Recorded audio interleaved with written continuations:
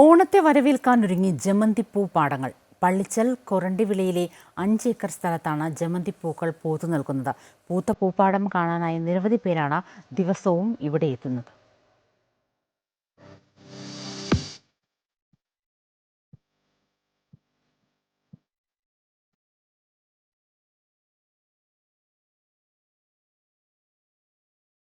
നിറങ്ങളുടെ വർണ്ണവസന്തം, കണ്ണുകളിൽ കുളിർമയേകുന്ന പൂപ്പാടം. ഓണക്കാലമാണല്ലോ, അപ്പൊ പിന്നെ പൂവാണല്ലോ മെയിൻ. മഞ്ഞയും ഓറഞ്ചും നിറങ്ങളിലെ ജമന്തിപ്പൂ, അതില്ലാതെ എന്തോണമല്ലേ.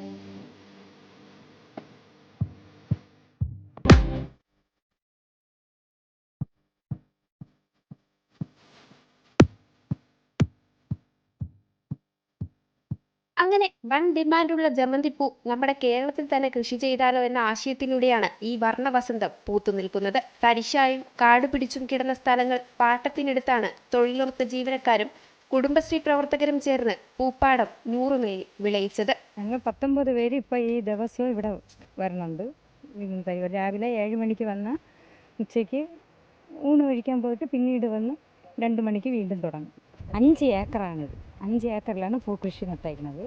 വലിയൊരു വനം പോലെയാണ് ഈ സ്ഥലം കിടന്നത്. വനം എന്ന് പറഞ്ഞാൽ ആളിരുന്ന ഒന്നും കണ്ടുകൂടാ, അത്ര വലിയ കാടും വനമായിരുന്നു.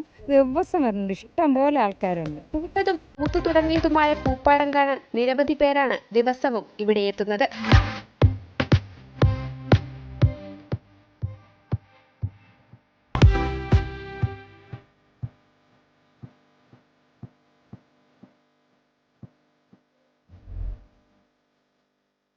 ഇവിടെ ഇപ്പം എനിക്ക് തോന്നുന്നു ആദ്യമായിട്ടാണ് കൃഷി ചെയ്യുന്നതെന്ന് തോന്നുന്നു. ഞങ്ങൾ ഇതുപോലെ പൂ കാണാൻ വേണ്ടി ഞങ്ങൾ സുന്ദരപാണ്ഡ്യപുരം വരെ പോയിട്ടുണ്ട്.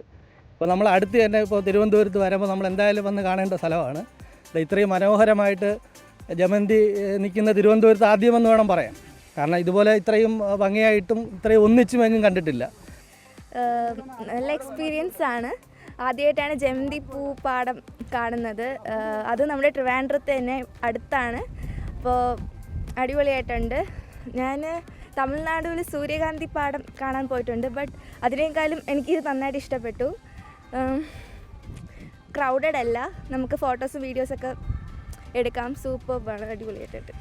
നമ്മുടെ ഓണം നമ്മുടെ പൂവ് എന്ന പദ്ധതിയുടെ വിജയഫലമായാണ് ഇത്തവണ കൂടുതൽ സ്ഥലങ്ങളിൽ പൂക്കൃഷി നടത്താൻ സാധിച്ചത്. പഞ്ചായത്തിൻ്റെ പദ്ധതിയിലൂടെ കൃഷി വകുപ്പുമായി യോജിച്ചുകൊണ്ട് തൈകൾ എത്തിക്കുകയും അതേ തുടർന്ന് കുടുംബശ്രീ വഴി JLG ഗ്രൂപ്പുകൾ വഴി അതിൻ്റെ പരിപാലനം കൂടെ ഏറ്റെടുത്തുകൊണ്ട് ഇതുപോലെ 23 വാർഡുണ്ടെങ്കിലും 13 വാർഡുകളിലായിട്ട് 26 ഏക്കറിലാണ് കൃഷി ചെയ്തിട്ടുള്ളത്. ഇവിടെ മാത്രം തന്നെ 5 ഏക്കറിൽ. ഇവിടെ നമ്മുടെ പഞ്ചായത്തിൻ്റെ സ്റ്റാൻഡിംഗ് കമ്മിറ്റി ചെയർമാൻ കൂടിയായിട്ടുള്ള ഈ വാർഡിലെ മെമ്പർ വിജയൻ അവറുകളുടെ കൂടെ നല്ലൊരു സപ്പോർട്ട്, അതോടൊപ്പം തന്നെ തൊഴിലുറപ്പും കുടുംബശ്രീയും കൃഷിഭവനും ഒക്കെ കൂടെ യോജിച്ചപ്പോൾ ഇത്തരത്തിലൊരു നല്ലൊരു പൂന്തോട്ടമാക്കി മാറ്റാൻ സാധിച്ചു. പഞ്ചായത്തിന്റെ നേതൃത്വത്തിലുള്ള ഇത്തരം പ്രവർത്തനം വരും വർഷങ്ങളിലും തുടരാനാണ് ഇവരുടെ തീരുമാനം. കേരളത്തിൽ ഇങ്ങനെ കൃഷി ചെയ്യാൻ കഴിയുമോ എന്നുള്ള ഒരു കാരണം ഇതിലെ കണ്ടപ്പോഴാണ് അവർക്ക് മനസ്സിലാക്കാൻ കഴിഞ്ഞത്. ഇവിടെ വന്നപ്പോഴാണ് അവർ അതിശയപ്പെട്ടു പോയി. ഇവിടെയും ഈ കൃഷി നടത്താൻ കഴിയുമോ എന്നുള്ള ഒരു അതിശയം അവർക്ക് തോന്നി. അടുത്ത വർഷം ഇതിനപ്പുറം ഉണ്ടാവണം എന്നാണ്. ഞങ്ങൾ ജമന്തി മാത്രമല്ല വാടാമുല്ല അടക്കമുള്ള പുഷ്പങ്ങൾ നടാൻ ഉദ്ദേശിക്കുന്നു. ഇത് കഴിഞ്ഞാൽ ഉടൻ തന്നെ ഞങ്ങൾ ഈ പ്രദേശത്ത് മുഴുവനും പച്ചക്കറി കൃഷി ചെയ്യാൻ ആലോചിക്കുന്നു. അന്യസംസ്ഥാനങ്ങളിൽ മാത്രം ഉണ്ടായിരുന്ന പൂപ്പാടങ്ങൾ കേരളത്തിലും ഒരുക്കിയപ്പോൾ ഫോട്ടോഷൂട്ടുകൾക്കായും ഈ സ്ഥലം നിരവധി പേര് തിരഞ്ഞെടുക്കുന്നുണ്ട്. ഓണച്ചന്തകളിലൂടെ പൂക്കൾ ആവശ്യക്കാരിലേക്ക് എത്തിക്കും. ക്യാമറമാൻ വിഷ്ണുവിനൊപ്പം മാനസ മനോജ്, അമൃത ന്യൂസ്, തിരുവനന്തപുരം.